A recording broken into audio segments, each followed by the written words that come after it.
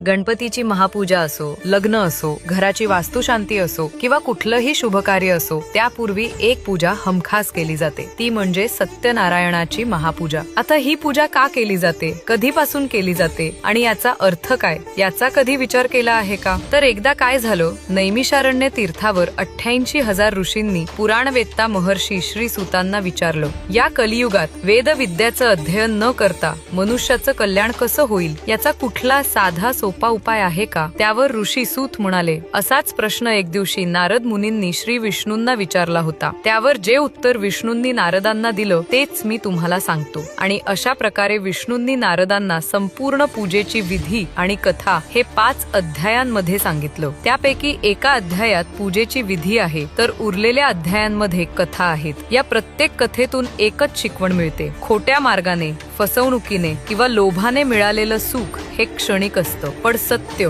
प्रामाणिकता आणि भक्ती यावर उभं राहिलेलं आयुष्य स्वतः देवता सुरक्षित ठेवतात। आणि यामुळेच समाजात ऐक्य, जीवनात सकारात्मकता आणि आयुष्यातले सर्व अडथळे दूर होतात।